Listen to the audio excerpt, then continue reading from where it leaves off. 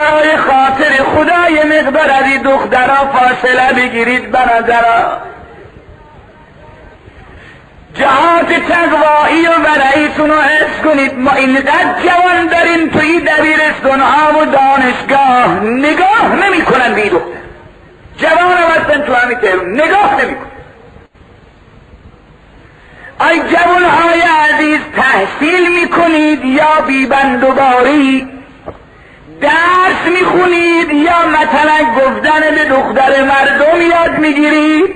دنبال دبیرستان و دانشگاه بناس برید یا شانه به شانه ناموس مردم میزنید؟ بابا اونا حیا ندارن، دختراشونو جمع نمی کنن. شما چرا متنک میگید؟ شما چرا نگاه میکنید؟ شما چرا قاطیشون میشید؟ شما چرا شانه به شانه شون میزنید؟ میدونی بهت میگم دنبالی برنامه نباش. چرا؟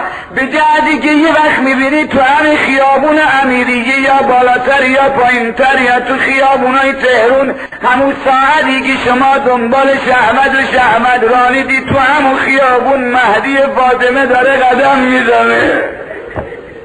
من دلم نمیخواد تو جوون شیعه رو تو حال پسر فاطمه ببینه دلش خون بشه.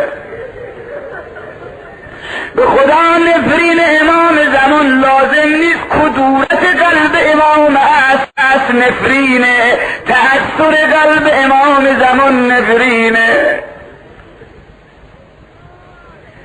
جوانای کاری بکنید دعای حجت ابن الحسن بدرقتون باشه.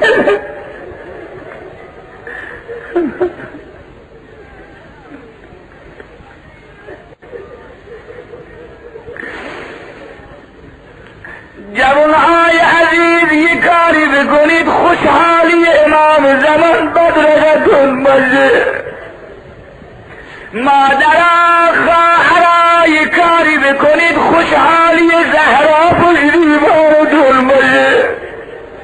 دخترهای جوان تهران یک کاری بکنید دعاهای زهرا پشتیبان زندگیتون باشه.